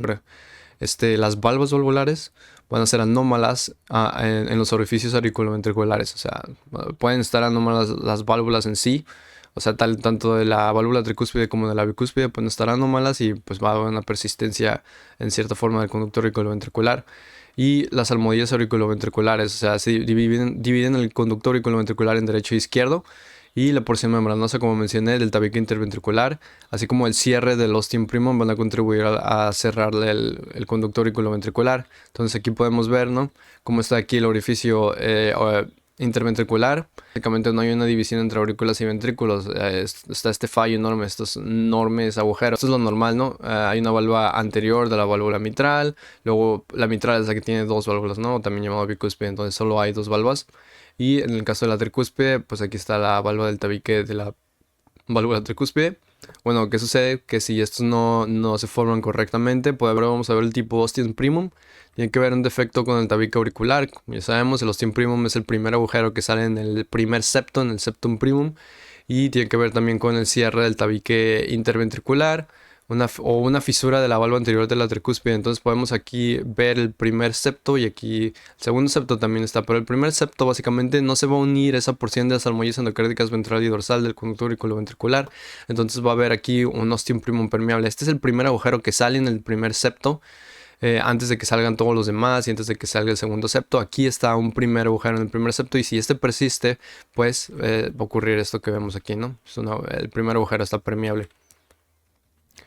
La atrasia tricúspide, bueno, básicamente tiene que ver con ausencia o fusión de las tricúspides, las valvas tricúspides, que son del lado derecho, ¿no?, de la aurícula derecha, que divide el ventrículo derecho con la aurícula derecha. Y esto también puede ocasionar que haya un foramen oval permeable y una comunicación interventricular. Entonces la tricúspide es una válvula que está en el lado derecho. Lo que va a ocurrir es que el ventrículo derecho va a estar hipoplásico y se va a hipertrofiar el ventrículo izquierdo. Aquí podemos ver la atresia de las tricúspides. No se cierran, por tanto, como se cierran, entonces no pasa la sangre al ventrículo derecho, sino que todo se va hacia el ventrículo izquierdo. Por lo tanto, hay una mayor carga de sangre, una hipertrofia mayor en el ventrículo izquierdo, mientras el lado derecho pues no está siendo usado, no hay nada de ahí. La anomalía de Epstein tiene que ver con un desplazamiento del mismo lado del ventrículo derecho, pero la válvula tricúspide, la válvula del lado derecho, se desplaza hacia al ápice, o sea, básicamente se va hacia abajo, y lo que va a ocurrir es que la aurícula va a estar grande por este mismo desplazamiento y el ventrículo va a estar pequeño. Entonces aquí podemos ver cómo esta válvula tricúspide, que por lo regular tiene que estar a la misma altura que las válvulas por lo regular, así como la bicúspide, ¿no? Pero el lado derecho, la válvula tricúspide se va a ir para abajo y se va a unir aquí, no se va a unir, ¿no? Pero va a estar como desplazada hacia abajo, ¿no? Entonces el ventrículo derecho no va a tener suficiente espacio para usar su carga de sangre. ¿Por qué? Porque la aurícula derecha va a estar muy grande también por este desplazamiento de la válvula hacia abajo. Entonces vamos a ver defectos cardíacos, defectos en el tronco arterial. Para la formación del tronco arterial tiene mucho que ver las células del campo cardiogénico secundario, tiene mucho que ver con la vía Notch, que luego induce a JAK1. Va a estar muy relacionado, por ejemplo, la tetralogía de Fallot, que luego va a también estar relacionada con la estenosis pulmonar, ¿no? Y la persistencia del tronco arterial. Este es el tronco arterial que estamos hablando. La persistencia, si persiste el tronco arterial, básicamente quiere decir que no hay esta división correcta del tabique troncoconal. Entonces, por lo regular, hay una tabicación troncoconal que divide la arteria pulmonar de la aorta. Entonces, si hay persistencia del tronco arterial, esto es lo que va a ocurrir, ¿no? Que no va a haber esa división. Y también puede ocurrir en transposición de los grandes vasos por lo mismo. Entonces aquí podemos ver cuál es el papel de las células de la cresta neural, cómo están migrando a través del campo cardiogénico secundario que va a estar en este lugar también, y van a inducir el tubo cardíaco también a estar formando una porción del tronco anterior, que sería en esta porción de aquí, sería el tracto de salida. Vemos cómo están las células de la cresta neural en migración, induciendo el tracto de salida para que se genere, ¿no? El papel normal del tronco de salida, del tronco arterial, el cono arterial, todo este papel que tiene. Y aquí podemos ver cómo es la formación regularmente en la quinta semana del tronco arterial. En este caso, pues tiene que ver con el romencéfalo, ¿no? El romencéfalo, que es esa porción de las células cardíacas, van a inducir los arcos faríngeos 3, 4 y 6 del romencéfalo, ¿no? A que formen el tracto de salida. Y luego el tracto de salida pues va a generar el tronco arterial a través de crestas. El tronco arterial sale en crestas, una superior derecha y una inferior izquierda, ¿no? Aquí podemos ver esta imagen que van a generar el tabique aortopulmonar. Aquí podemos ver cómo empiezan a salir el conducto pulmonar y el conducto aórtico. El conducto aórtico se va a la izquierda, el conducto pulmonar se va a la derecha. Vemos como el conducto pulmonar realmente surge del lado derecho y luego el conducto aórtico, pues aquí no se mira, pero debería surgir del lado izquierdo, y aquí van a salir las crestas. Y aquí va a salir también una porción membranosa para el tabique interventricular, ¿no? Entonces en el cuerpo arterial las crestas van a ser las crestas troncoconales y van a servir para la fusión con el tabique del tronco, y luego el conducto va a dividir este cono arterial en un conducto anterolateral para el ventrículo derecho y un conducto posteromedial para el ventrículo izquierdo, básicamente del lado izquierdo para el ventrículo izquierdo, y del lado derecho el conducto para el ventrículo derecho. Entonces, aquí lo podemos ver, la aurícula derecha, la aurícula izquierda. Aquí está dos orificios, ¿no? Auriculoventriculares, el derecho y el izquierdo. Las almohadillas, como ya están cerrando el conducto auriculoventricular. Y aquí vemos cómo salen crestas troncoconales, una cresta troncoconal derecha y una cresta troncoconal izquierda. De la arteria pulmonar, perdón, del lado derecho, y para la aorta del lado izquierdo. Entonces este es el tabique troncoconal. Vemos en morado y en amarillo cómo está dividiendo estas grandes arterias en un curso espiralado normal. Ahora, por las válvulas semilunares, básicamente lo que ocurre es que hay una prominencia derecha del tronco. Bueno, esto ya es porción más superior, ¿no? Del corazón, ¿no? Dentro de los grandes vasos, casi iniciando, ¿no? Van a salir prominencias derechas en el caso del tronco, una prominencia izquierda, una prominencia menor, y luego eventualmente cuando van creciendo por ese proceso de matriz extracelular se van uniendo, y luego se van del tronco arterial, y luego ya se va dividiendo una para la aorta. Aquí está el mesénquima de la válvula semilunar, ¿no? Hay 3 para la aorta y también 3 para la... Ok, las semilunares tienen 3 de por sí. Estos ya son diferentes a los auriculoventriculares. Las semilunares van a tener 3 válvulas semilunares. Válvulas, perdón. Y aquí está al lado de la arteria pulmonar. Aquí vemos las semanas, ¿no? Esta es la quinta, la sexta y la séptima. Y luego estos son ya cortes longitudinales a la altura de las válvulas semilunares, en la sexta, la séptima y la novena semana. En la sexta vemos como apenas van saliendo como estas proliferaciones, y luego se va huecando hacia abajo. Las válvulas pulmonares, vemos aquí cómo están en la arteria pulmonar, que sale el ventrículo derecho. Aquí están saliendo estas 3 cosas que luego pues van a generar esa válvula pulmonar en la séptima semana.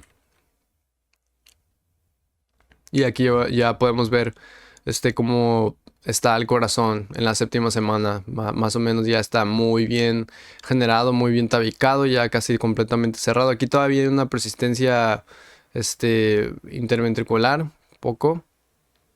Pero vemos aquí cómo está el tabique del cono. Y aquí está el tracto de salida del ventrículo izquierdo. Entonces con esto queremos decir que el tabique del cono que vimos anteriormente, que se va en el curso espiralado, como más o menos se podría decir que aparece en el centro del corazón también, porque de ahí es donde sale, por ejemplo, del ventrículo izquierdo hacia la aorta, de algún lado tiene que comenzar. Entonces realmente ese tabique del cono y del tronco eventualmente, que va a ser el tronco arterial, está tabicando prácticamente desde el centro del corazón hasta la salida de la aorta o la salida de la arteria pulmonar respectivamente. Ok, entonces hay defectos del tabique ventricular. Básicamente puede ser un defecto en la porción membranosa, que es la más grave porque tiene que ver con la región troncoconal. La porción membranosa, esa porción membranosa que contribuye a cerrar completamente el tabique ventricular. Y luego está la porción muscular, que en su mayoría es la que contribuye en su mayoría a la tabicación ventricular, ¿no? Por el crecimiento de las masas, del plegamiento de los ventrículos, que luego crece y protruye, pero luego se cierra por la porción membranosa. Entonces es muy grave la de porción membranosa porque, por decirlo así, es la que termina cerrando ese tabique. Entonces es más común, ¿no?, que no se cierre por la porción membranosa. Y luego la arteria pulmonar tiene un flujo de 1.2 a 1.7 veces mayor a la aorta en este caso. Entonces por lo regular la aorta debe tener una mayor flujo, ¿no? Porque de ahí sale la circulación sistémica. Pero cuando hay defectos del tabique ventricular, la arteria pulmonar va a tener mucho mayor flujo de 1.2 a 1.7 veces. Y es una malformación cardíaca de las más frecuentes y una anomalía aislada que no está asociada a ningún otro síndrome, a ningún otro defecto o malformación, de 12 de 10.000 nacidos. Y entonces, pero se resuelve al crecer, se suele arreglar por alguna razón o motivo que no explica Langman. Entonces aquí sale la arteria pulmonar, aquí sale la aorta, y esto es lo que ocurre en un defecto del tabique ventricular, ¿no? Esa porción membranosa, que es lo más común y la más grave, pues no va a estar cerrando los dos ventrículos y pues va a haber este cortocircuito de izquierda a derecha, ¿no? La sangre se va a ir del lado izquierdo al lado derecho. Luego tenemos el síndrome de Alagil, tiene sus características, aparte de las cardíacas, que la persona puede tener una cardia triangular, mentón puntiagudo y ojos hundidos. De hecho, también se conoce como el síndrome de los niños con cara como de ojos redondos, porque parecen como peluches. A ver si tengo una foto. Aquí están. Tienen ojos muy... las córneas, de hecho, suelen tener también problemas de prurito, colestasis, alteraciones vertebrales. De hecho, una de las formas de diagnosticar este síndrome es que tienen que tener problemas de colestasis hepáticas, y también se encuentra asociada a la tetralogía de Fallot y son por defectos en la vía de señalización Notch de Al-JAK1 y las células de la cresta neural, que van a inducir la formación del tabique troncoconal, como vimos anteriormente, de los arcos faringios.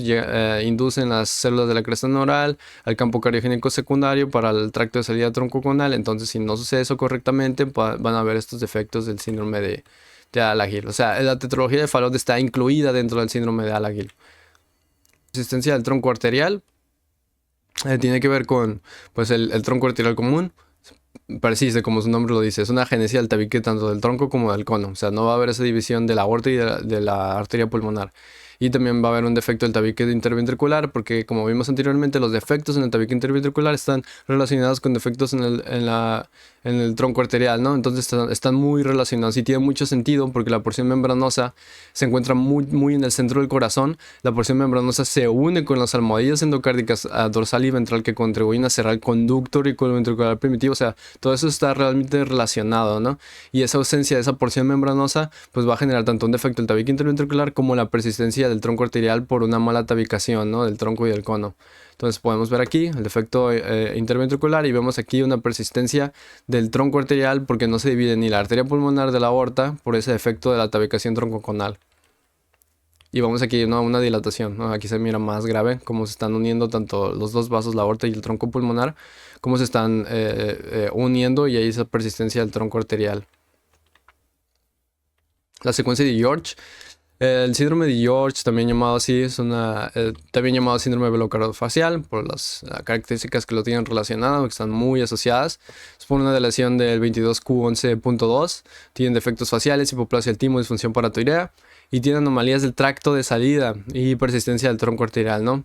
También está relacionado con la tetralogía de Fallot, básicamente. Entonces estas personas, como son personas que tienen la genesia, ¿no? La cardiogénesis está muy relacionada también con los genes que crean la cara, con las células de la cresta neural, ¿no? Entonces estos problemas están muy relacionados en la secuencia de George por lo mismo y pues parece también que la tetralogía de Fallot tiene un papel protagonista aquí.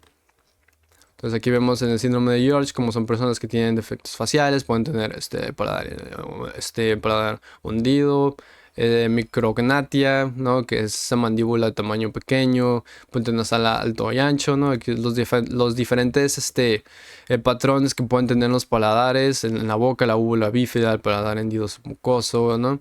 El labio leporino. Pero aquí vemos que puede tener defectos del tabique troncoconal, tronco arterioso persistente muy diferente del conducto arterioso persistente que sería más por acá, ¿no? Tronco arterioso persistente es este de aquí, que es muy evidente cómo se unen las dos arterias, básicamente porque no hay un tabique. O sea, regularmente es normal que existe este tronco arterioso, ¿no? Pero eventualmente sale el tabique troncoconal que divide la arteria pulmonar de la aorta. Entonces, si no ocurre ese tabique en algún momento de la embriogénesis del corazón, entonces pues va a persistir, ¿no? Y entonces tanto el ventrículo derecho como el ventrículo izquierdo van a sacar la sangre, lo van a llevar y va a haber pues aquí problemas, ¿no? De la circulación sanguínea, así como pues como la misma razón por la que persiste este tronco arterioso por defectos en el tabique troncoconal, pues va a tener defectos en el tabique, en la porción membranosa del tabique ventricular. Entonces hay un defecto del tabique ventricular y una persistencia del tronco arterial. Si la válvula no sirve, pues aprieta la manguera. ¿Y de qué estamos hablando? De la válvula pulmonar, ¿no? O de la válvula aórtica pueden tener estenosis y atresia, se refiere. Y en el caso de la válvula pulmonar está muy relacionada con el síndrome de corazón derecho hipoplásico, puede suceder. O también, como habíamos mencionado, en la estenosis del infundíbulo pulmonar, en la tetralogía de Fallot. Y en el caso de la válvula aórtica, pues en el síndrome de corazón izquierdo hipoplásico. Y luego la ectopía cordis ya la habíamos visto en capítulos más principales, más iniciales de la embriología. Y pues aquí no podemos ver cómo hay defectos que no necesariamente tienen que ver con la malformación o mal cierre de los músculos de la pared anterior del tórax, sino también pueden ser defectos del esternón, como lo habíamos visto, y luego hay diferentes grados de defectos del esternón, del manubrio, que llegan a más porción más caudal del esternón, etcétera, ¿no? Pero aquí podemos ver cómo se mira el corazón a través del tórax. Esto también se menciona en el capítulo. Ok, esto sucede para los angioblastos, ¿no? Estos que mencioné, las venas cardinales y la aorta dorsal van a ocurrir por vasculogénesis, pero el resto del sistema vascular va a ocurrir solo por angiogénesis.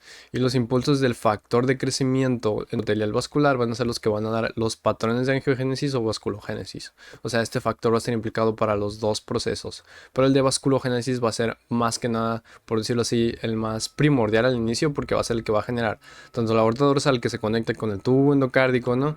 De donde viene toda la sangre, y las venas cardinales, que es por donde va a venir del conducto venoso la sangre, ¿no? Entonces, por una parte, porque de dónde proviene la sangre y de dónde sale la sangre en el corazón primitivo. Entonces, los arcos aórticos. Bueno, tenemos esta imagen, ¿no? Que es un corte sagital en el embrión. Aquí lo podemos ver, como en la porción vitelina se están estamosando, ¿no? La vena vitelina, las arterias vitelinas. Y luego, pero de acá, de las umbilicales, donde viene la vena del corión, ¿no? De la placa coriónica, donde viene toda la sangre. Van a ir por la vena umbilical, va a formar el conducto venoso, van a terminar en la vena cardinal común. Y la vena cardinal común va a haber una vena cardinal posterior y una vena cardinal anterior, ¿no? La anterior está más craneal, la posterior está más caudal. Y vamos a ver que la aorta dorsal pues básicamente toma toda esta porción del embrión. Miramos cómo se conecta con la arteria vitelina. Y luego cómo sale, ¿no? Hacia la arteria umbilical, que recordemos que hay una vena umbilical y dos arterias umbilicales. O sea, sale más sangre de la que proviene, pero la cosa es que la vena umbilical recibe un montón de sangre, o sea, recibe una cantidad de sangre enorme. Entonces, aquí podemos ver cómo se está formando el saco aórtico, como el corazón en sí, el asa cardíaca ya está aquí, y el saco aórtico es donde está el tracto de salida, donde va a salir, y se está conectando a través de los arcos aórticos a la aorta dorsal. Y luego aquí ya podemos ver cómo va saliendo la arteria carótida interna, ¿no? Que ya se va yendo a la región más cefálica de la cabeza. Entonces aquí podemos ver cómo se van formando estos arcos aórticos que vimos aquí. En esta región, en esta pequeña región, cómo va saliendo el segundo y el tercer arco aórtico. Y aquí cómo está el primero. Miramos eventualmente van a ser aproximadamente unos 6 arcos aórticos. Nada más que en esta imagen solo se mira 1, 2, 3 y 4. Y vamos a ver que... bueno, la cosa es que el quinto arco aórtico eventualmente desaparece, ¿no? Y es lo que vamos a ver, es que hay procesos de obliteración. Por ejemplo, aquí en el primer arco aórtico del lado derecho, ok, este es el izquierdo y este es el derecho. En el lado derecho, el primer arco aórtico ya se está obliterando, y esto ya constituye la arteria maxilar, ¿no? Y por ejemplo, aquí está el saco aórtico, de aquí salen la arteria pulmonar primitiva, la izquierda, y aquí está la aorta dorsal izquierda y la aorta dorsal derecha. Aquí está en la sexta semana, es donde ocurre el inicio, ¿no? Aquí está la aorta ascendente, aquí está un tabique que separa la aorta de la arteria pulmonar, y aquí ya está haciendo un tronco pulmonar. Este tabique es el tronco conal. Básicamente aquí no estamos viendo el corazón. Recordemos que la aorta dorsal en sí y las venas están no posterior, más posterior al tubo, al corazón en sí. Entonces aquí lo que hace Langman es que quita la imagen del corazón y solo pone pues énfasis, ¿no? En las venas y en la aorta dorsal. Aquí ya vamos a ver la arteria pulmonar primitiva, que se van a ir a los pulmones directamente. Y aquí está la séptima arteria intersegmentaria izquierda. Eso va a tener un papel muy, muy importante en el que mencionamos. Y aquí tenemos una tabla de Langman donde menciona cuál es la derivación de cada arco aórtico. Como podemos ver, falta el arco aórtico, el quinto. Básicamente esos se obliteran y no tienen una función como tal. Y del lado izquierdo, el sexto arco aórtico va a salir la arteria pulmonar izquierda y el conducto arterioso, muy importante, ¿no? Porque luego hay un conducto arterioso permeable, ¿no? Eso es una patología. Y del lado derecho, pues nada más sale la arteria pulmonar derecha. O sea, del sexto arco aórtico salen las arterias pulmonares, izquierda y derecha, pero del lado izquierdo va a estar contribuyendo el conducto arterioso. Y en el primer arco aórtico básicamente va a contribuir, eventualmente cuando se obliteran, solo van a quedarse unidas a las arterias maxilares. Y luego el segundo arco aórtico va a formar la arteria ioidea y la del estribo, ¿no? Que es el estapedia. Y luego la tercera, en el tercer arco aórtico va a contribuir la arteria carótida común y la primera porción de las arterias carótidas internas, ¿no? Entonces hay una externa y una interna. Este solo va a contribuir a las internas y a la carótida común. Y en el cuarto, en el cuarto arco, pues del lado derecho vamos a tener la arteria subclavia derecha y del lado izquierdo vamos a tener el callado aórtico y la arteria subclavia izquierda, ¿no? Lo vamos a ver subsecuentemente. El resto de las arterias derivan de las aortas dorsales y las carótidas externas brotan del tercer arco aórtico también.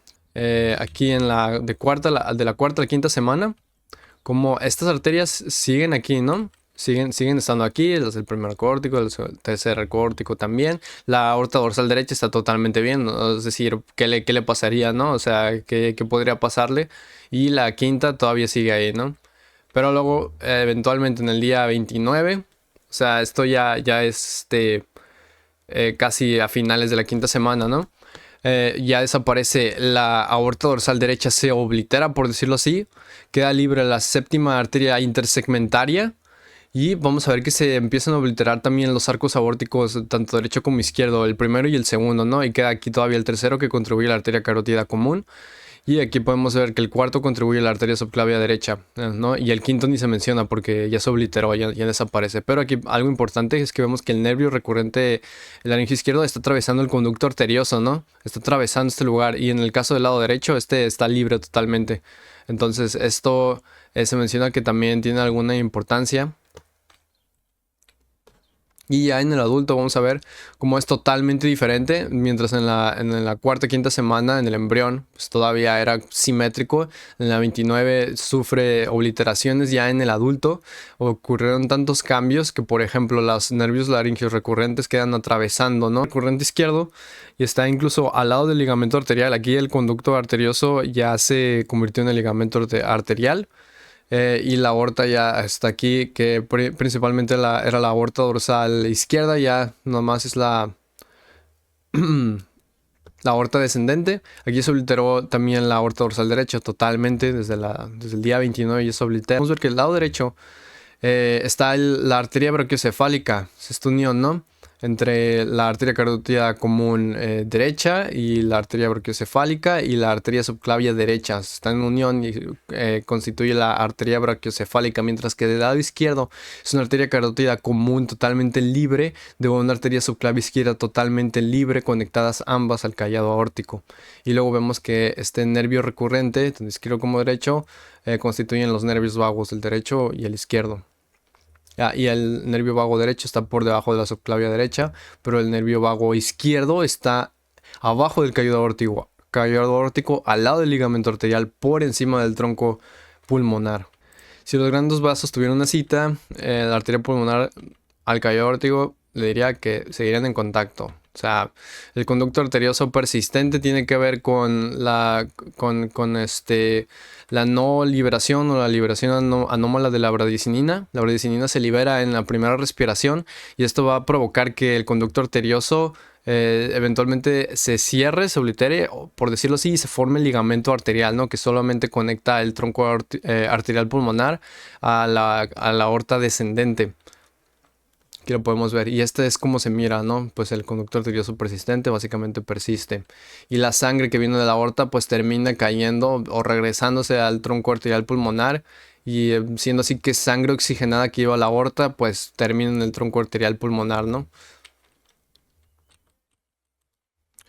Luego hay algo que se llama coartación aórtica. Pueden haber dos tipos. Es básicamente una constricción, pero puede ser preductal o puede ser postductal. Constricción preductal, vamos de nuevo. Y la postductal, vamos aquí, que está después. Entonces, regularmente, ¿a dónde va? No, a circulación sistémica es donde irriga la aorta descendente. Bueno, la región inferior del cuerpo, pues va a seguir estando irrigada por otras arterias que están debajo, que son las intercostales, ¿no? Y también las torácicas internas.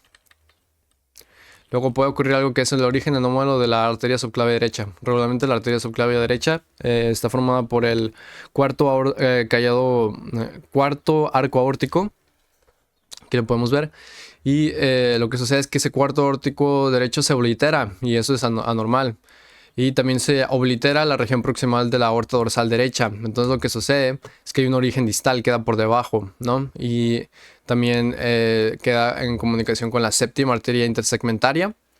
Y aquí podemos ver pues que esta aorta dorsal derecha pues va a ser la nueva arteria subclavia derecha, pero va a ser anómala y va a estar en comunicación con la intersegmentaria, la séptima.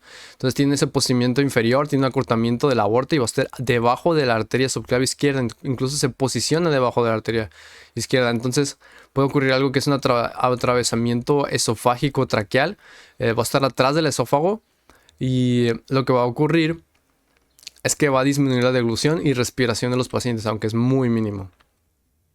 Entonces vemos aquí, ¿no? Este lugar. Lo que puede ocurrir es que pues esta arteria subclavia derecha pues tiene un origen anómalo y va a tener que atravesar por detrás, ¿no? Esto es más que nada porque, o sea, la arteria va a seguir en comunicación donde regularmente está por lo regular.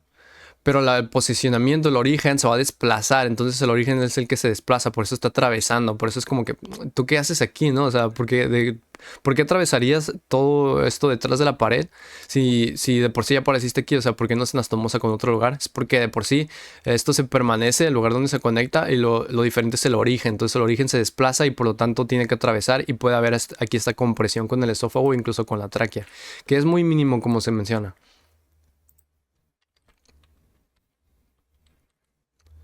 Luego puede ocurrir algo que es duplicación del callado aórtico.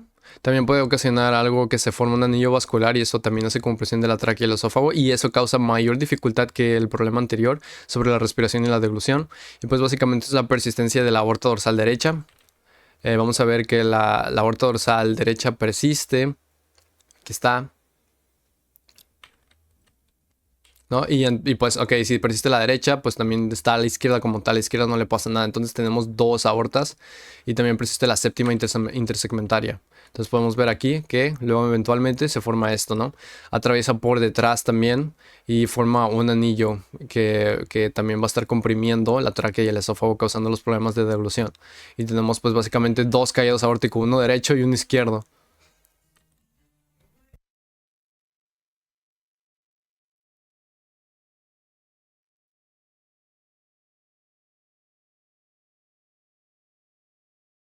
Y bueno, ahora hay algo que puede ocurrir, que es la interrupción del arco aórtico izquierdo y derecho. O sea, ocurre en ambos arcos aórticos. Hay de tipos de tipo A, de tipo B y de tipo C. Y también puede crearse un anillo vascular. También está relacionado con una comunicación interventricular, o sea, defectos en el tabique ventricular y un conducto arterioso persistente. Y 50% está relacionado con DiGeorge, con la de lesión 22q11.2. Entonces, básicamente, ¿cómo sucede esto? Bueno, es que hay una interrupción del arco aórtico, como su nombre lo dice y como aquí está señalado. Aquí podemos ver en los tres cómo está la forma del caído aórtico, pero como se puede ver está dividido en cierta parte y en eso básicamente es lo que tienen que ver los diferentes tipos A, B y C.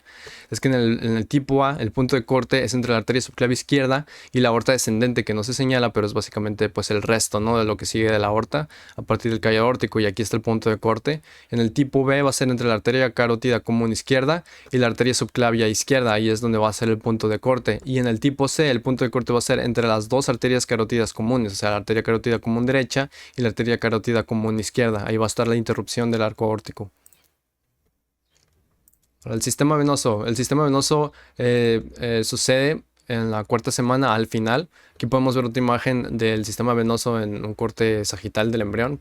Aquí están las venas vitelinas, la arteria vitelina, cómo se están mozando en la cavidad vitelina. Y luego vamos a ver en el saco vitelino, perdón.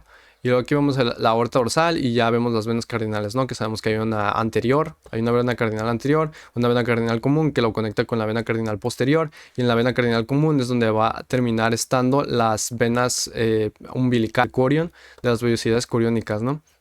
Y aquí vemos ya cómo se está formando aquí el seno coronario. Justo por debajo de las aurículas. Aquí esto se va a conectar con el corazón. Prácticamente esto sería una aurícula, pero pues, también tiene que ver porque ahí están desembocando las venas cardinales. Entonces las venas cardinales, cardinal porque son como las principales que salen y las que tienen que ver con la conducción, digo, con la irrigación venosa que proviene del corión hacia el embrión. Y luego llega el corazón primitivo. Entonces en la cuarta semana podemos ver el seno venoso, cómo llegan las venas cardinales, ¿no? Y aquí en este caso en la cuarta semana lo que pone Langman son imágenes donde ya están apareciendo las yemas hepáticas, porque esto tiene que ver con la génesis, con el génesis del conducto hepático cardíaco izquierdo. Aquí vamos a ver que se va a estar formando. Y aquí vemos cómo están llegando las venas vitelinas, las umbilicales, la izquierda. Y en cuanto a las venas vitelinas, son las que están más por dentro, o más en relación por dentro, ¿no?, de medial, por decirlo así. Y las más exteriores son las umbilicales, que las umbilicales que son las que provienen del corión, o sea, son las que están recibiendo como tal. Y aquí ya vemos cómo aparecen los sinusoides hepáticos y se empieza a formar el conducto hepático cardíaco izquierdo en la quinta semana. Ya se empiezan a estamozar, ¿no?, con las venas umbilicales izquierda y con las venas umbilicales derecha. Y luego también ya se están aquí incorporando las venas vitelinas por dentro.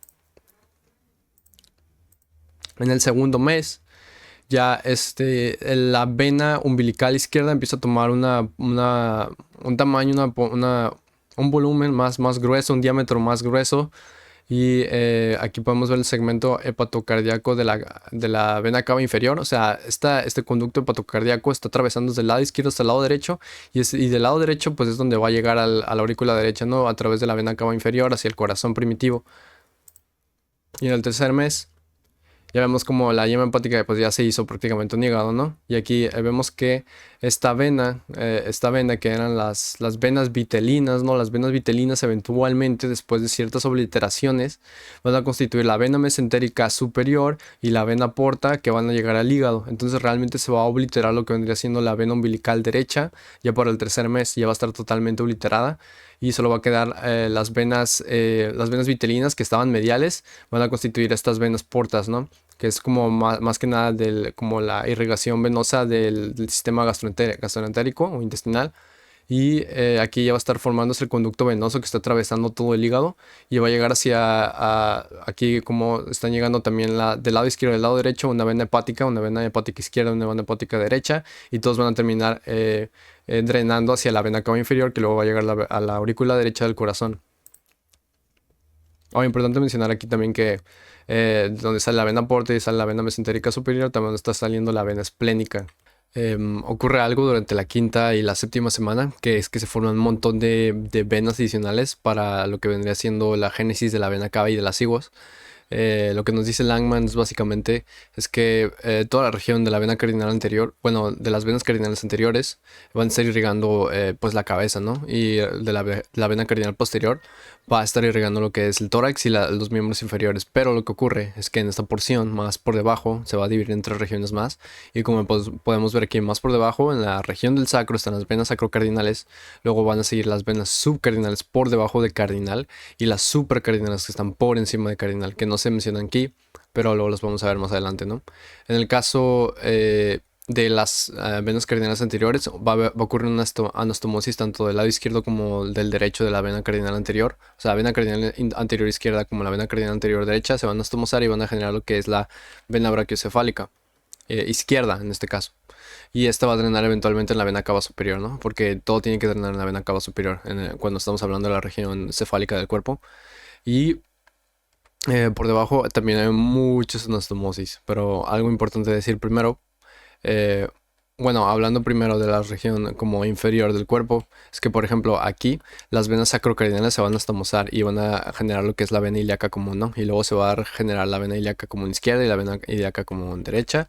Luego aquí van a estar las venas renales, una izquierda y una derecha. Estas se van a mantener, pero por ejemplo en el caso de la vena gonadal izquierda y la vena gonadal derecha, solo va a persistir la vena gonadal izquierda y esta va a ser la que va a estar drenando los testículos, por decirlo así, primitivos en este caso. Aquí todavía hay una vena renal izquierda y una derecha, eso se mantiene, ¿no? Eso es normal y drena en el segmento hepático. Aquí está el segmento renal, ¿no? De ambos, que es como un segmento común donde drenan las dos venas renales y luego se va al segmento hepático que luego ya drena hacia la vena cava inferior.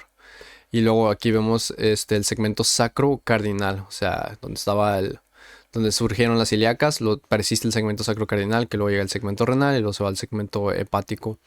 Y entonces, por ejemplo, luego ya acá se menciona la génesis de la vena sigos, que es básicamente del cuarto espacio intercostal al séptimo espacio intercostal en el lado derecho. Y luego del lado izquierdo va a estar del cuarto espacio intercostal, o sea, izquierdo, del mismo, empiezan desde la misma altura el cuarto espacio intercostal, tanto derecho como izquierdo, pero la vena hemiasigos va a terminar en el séptimo espacio intercostal y luego va a drenar, así como la vena brachiocefálica drena las venas cardinales anteriores. En cuanto a las venas intercostales, la vena hemiasigos va a drenar en la vena asigos. Entonces así es como van a ser interconectadas. Y pueden ver esta similitud en estos dos sistemas de la cabeza y del el medio corporal. Es muy similar, ¿no? Esta conexión entre las asigos y la miasigos a la brachiocefálica. Y luego, pues la vena asigos va a drenar en la vena cava inferior. Por si una vena cava inferior no era suficiente, puede ocurrir algo que se llama la duplicación de la vena cava inferior. Esto es porque persiste una conexión entre la vena sacrocardinal izquierda con la vena subcardinal izquierda, ¿no? Que serían estas de esta región, ¿no? Entonces persiste esta conexión por lo regular no debería existir. Podemos ver aquí de por sí que hay dos lugares de drenaje, y aquí está el segmento sacrocardinal de la vena cava inferior, o sea, este es el que por lo regular debería existir, pero si persiste entonces tenemos dos venas cavas inferiores, así se le domina, como tal no hay una vena cava inferior doble, porque para que hubieran dos venas cavas inferiores tuvieran que haber dos troncos enormes como pero eso implicaría duplicación de otros segmentos. Entonces a lo que se refiere es estos lugares, esta persistencia de esa conexión entre la sacrocardinal izquierda y la vena subcardinal izquierda. Puede mantenerse la vena ilíaca común izquierda, como por ejemplo en este lugar, y también se persiste la vena gonadal izquierda. O sea, la vena gonadal izquierda siempre se persiste, que es este lugar que está aquí. Luego puede ocurrir que es algo que es la genesia de la vena cava inferior, que básicamente lo que sucede es que la vena subcardinal derecha no establece conexión con el hígado, sino que se conecta directamente con la vena sigos. O sea, regularmente esta conexión ya está hecha, ¿no? O sea, aquí en esta imagen ya está hecha, pero regularmente esta es la región de la vena subcardinal, las subcardinales, cuando se fusiona la derecha con la izquierda. Pero aquí este debería drenar en el hígado, que el hígado no está en lugar, no hay, aquí está el segmento hepático, ¿no? Aquí debería estar drenando. Bueno, en lugar de drenar en este lugar, se pega directamente con la vena sigos. Entonces, está drenando directamente la vena sigos más la vena cava superior, drenando en el corazón, ¿no? En la aurícula derecha. Entonces, básicamente es lo que ocurre, que es esta desviación. En vez de conectarse con el hígado, que aquí está el segmento hepático, se conecta directamente con las sigos. Termina drenando en un lugar donde no debería. Entonces toda la región inferior del cuerpo termina drenando desde las sigos y la vena cava superior en el corazón. Y luego vena cava superior izquierda, o sea, por lo regular la vena cava superior debería estar en la aurícula derecha, ¿no? Entonces, ¿qué ocurre? Que en situaciones la vena cava superior puede terminar en el lado izquierdo. Y normalmente la vena cava superior surge de la vena cardinal anterior derecha con la cardinal común derecha. Pero si estos se obliteran, entonces solo va y persiste la vena cava superior, digo la cardinal anterior izquierda. O sea, básicamente lo que debería suceder en el lado derecho sucede en el lado izquierdo. Y terminamos con una vena cava superior izquierda, en la aurícula izquierda. Entonces la vena brachiocefálica tiene un flujo sanguíneo de derecho a izquierdo, de la derecha terminal izquierda, o sea, en vez de irse para acá, pues se va para acá, para el lado izquierdo, porque aquí es donde está la aurícula izquierda, y drena, pues lo que sucede es que también esta vena cava superior drena en el asta del seno coronario izquierdo. Y por si una vena cava superior no era suficiente, a veces sucede la duplicación de la vena cava superior, en donde hay una persistencia de la vena cava superior izquierda, lo que mencionamos anteriormente, más la normal, la fisiológica, la vena cava superior derecha. O sea, persiste la carina anterior izquierda y la aurícula derecha es drenada por el seno coronario. Y también hay una agenesia, regularmente ocurre una agenesia de la vena brachiocefálica izquierda. O sea, regularmente están haciendo esa conexión, ¿no? En anastomosis entre las cardinales anteriores que después hacen, bueno, en este caso solo generaría la vena cava superior derecha, pero como las dos cardinales anteriores generaron dos venas cavas, una derecha y una izquierda, por alguna razón hay una agenesia de la brachiocefálica que regularmente aparece también ahí entre esas dos venas. Y luego hablando sobre los linfáticos, lo único que se menciona es que está el PROX1 que regula los genes para generar las gemaciones linfáticas. No hay una imagen como tal y es difícil representar, pero básicamente son gemaciones que luego hacen que se creen vasos linfáticos, expresen este factor de proliferación, de crecimiento epidérmico, endotelial vascular, perdón. Y luego estos se expresen al proxy y esto hace que inhiban la génesis de los vasos sanguíneos o la vasculogénesis. Y lo que se menciona es que hay 6 sacos linfáticos primarios que van a aparecer en el embrión. Dos yugulares, una subclavia y una cardinal anterior. Dos ilíacos, una ilíaca y una cardinal posterior. O sea, si se dan cuenta, es una cardinal anterior más una subclavia, o sea, la región cefálica. Y luego dos ilíacos, una ilíaca y una cardinal posterior de la región caudal.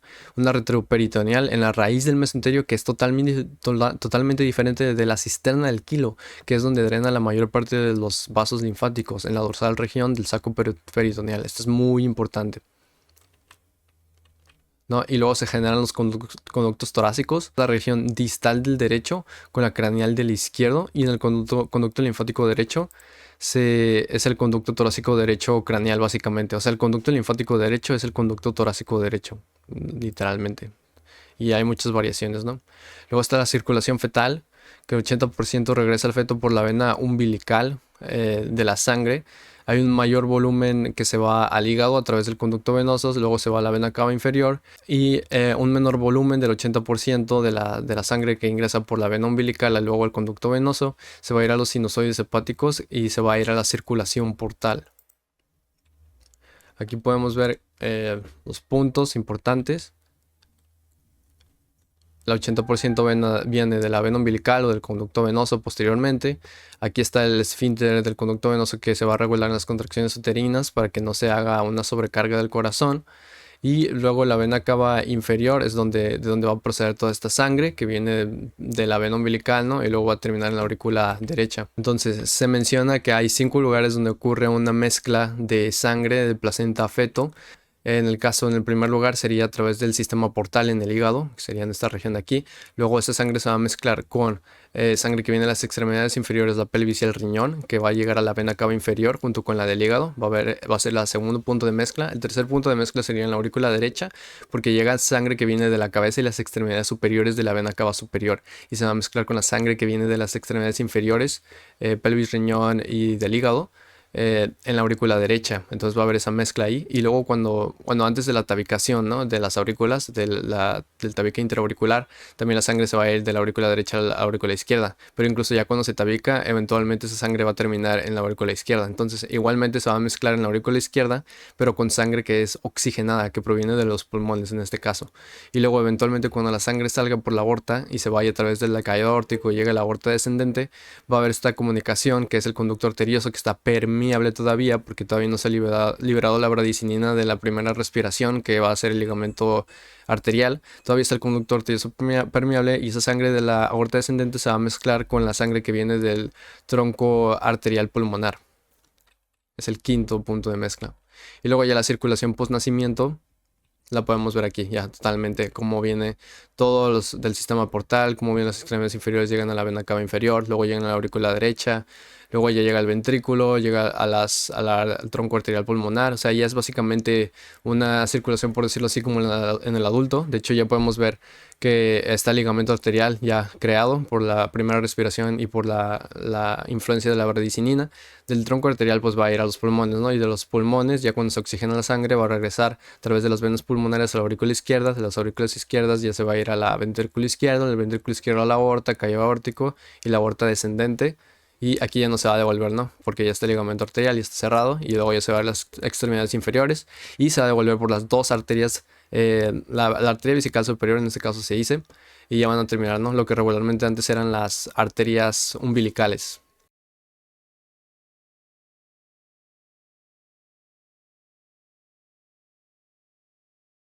Gracias por verlo.